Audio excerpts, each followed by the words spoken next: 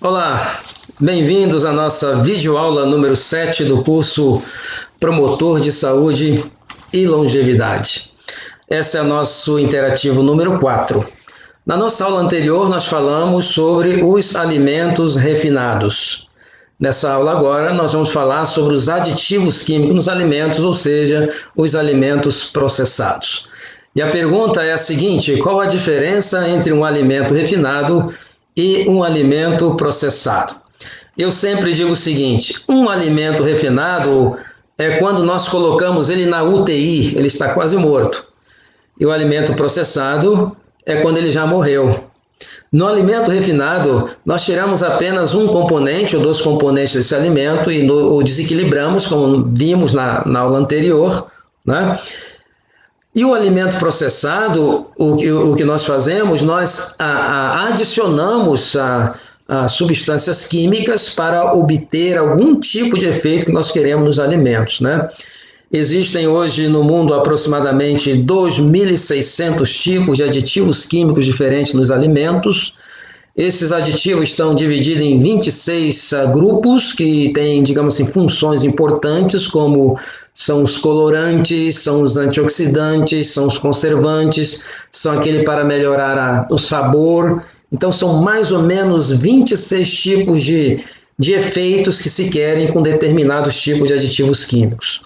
Bom, esses aditivos químicos, a indústria dos alimentos, eles alegam que são colocados nos alimentos em quantidades pequenas e aceitáveis. Pode ser até verdade. São quantidades pequenas, mas o problema é que muitos desses aditivos, eles são solúveis em gordura.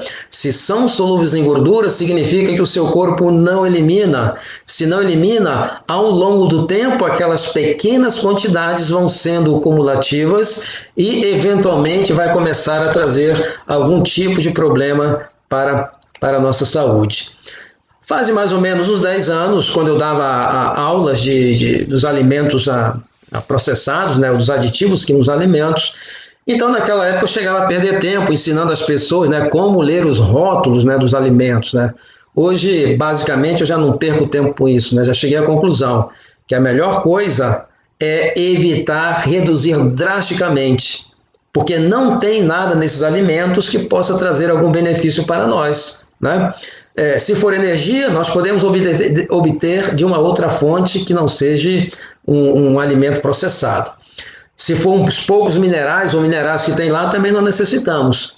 Agora, com relação às vitaminas, a muitos outros elementos, eles são elementos que estão biologicamente mortos, e então não traz nada de bom para a nossa saúde. Pelo contrário, se coloca talvez algumas vitaminas que são sintéticas, o nosso corpo tem pouca biodisponibilidade para o nosso organismo.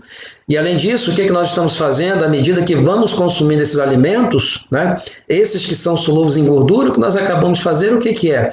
Vamos colocando e poluindo o nosso organismo ao longo do tempo e eventualmente vamos ter algum problema. Bom, a indústria dos alimentos os utilizam em pequenas quantidades por duas razões principais, né? A primeira razão é lógico, não quer que o consumidor coma e morra, né? Porque senão perde o consumidor e tem um caso legal. E a segunda razão é que vai dar algum problema, mas esse problema ele vai ocorrer ao longo de um período de tempo muito longo. Então, se for a juízo, num caso de responsabilidade civil, vai ser muito difícil lá em corte provar, no espaço de tempo tão grande, a relação da causa para o efeito. Esta é a razão pela qual esses rótulos dos alimentos eles são muito, muito bem estudados, né? E são revisados até por advogados. Não existe nada ali que possa trazer um bem para a nossa saúde. Então, a melhor estratégia, em vez de perder tempo de ler rótulos, porque às vezes vão mudando muito as suas estratégias, você às vezes não consegue acompanhar as mudanças, né?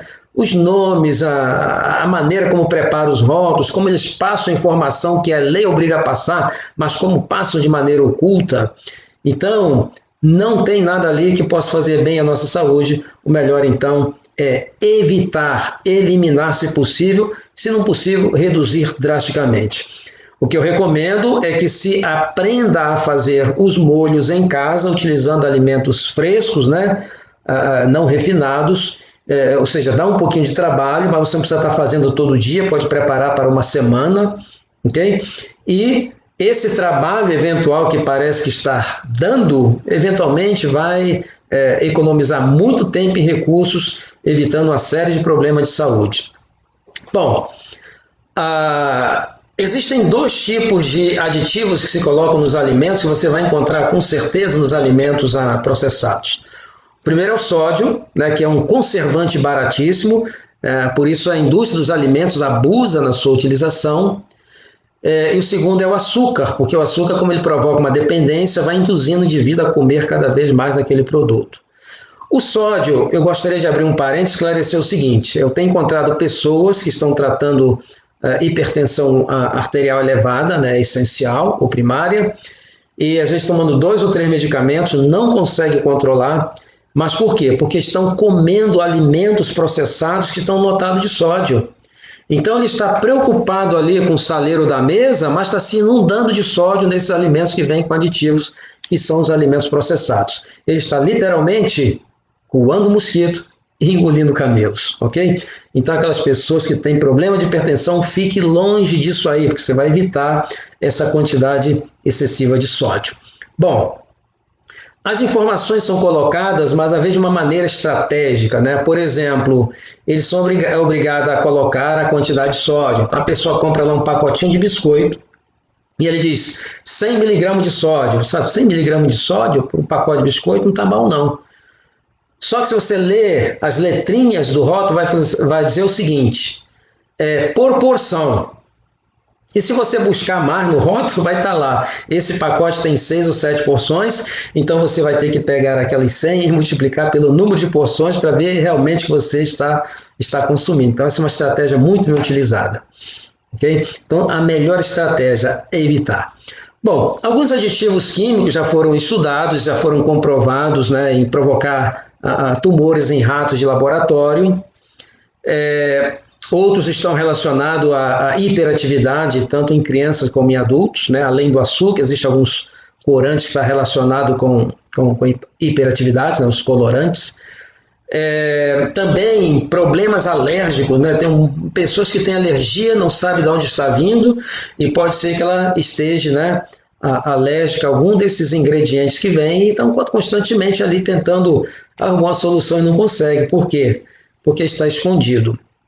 Então, evitando esses alimentos é a melhor estratégia para começarmos a então tirar de nosso corpo esses poluentes, né, nesse processo de autolimpeza, porque se nós dermos condições ao organismo, né, primeiro, deixar de poluir, depois da água, né, que é um solvente que vai ajudar a eliminar essa quantidade de poluente que vamos colocando no organismo.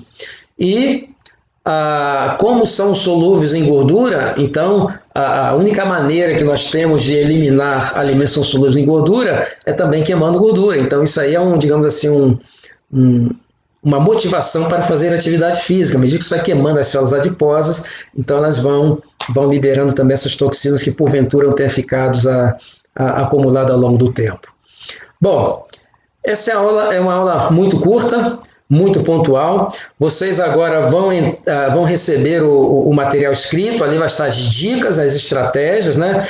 Vai falar também sobre a importância, né? Os benefícios que traz para a saúde mental, para a saúde física, ou os problemas que trazem, o que você pode esperar quando você começa a reduzir esse tipo de alimentos processados. Ok? Então, a nossa próxima aula, vocês irão ler do livro Saúde e Longevidade em 12 Passos, das páginas 80 a 82. Então, nós estaremos falando na próxima aula sobre alimentos cozidos, o excesso de alimentos cozidos, né? E a falta de alimentos vivos e alimentos crus.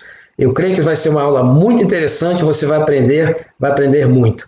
Bom, nossos alunos, volto a dizer, vocês vão receber o material pelo e-mail. Então leiam, façam ali o testezinho de 10 perguntas e vão avançando, porque o tempo passa rápido. Muito breve você vai poder concluir esse curso, receber o seu certificado. Aqueles que não são ainda nossos alunos, uma vez mais faço o convite para que se inscrevam no nosso curso, ainda aproveite algumas poucas bolsas de estudos que nós temos, e será um prazer ter você aí como parte dessa família aí de centenas de pessoas em vários países que estão aproveitando essa grande oportunidade. Então, até a próxima aula, um abraço para vocês e até lá.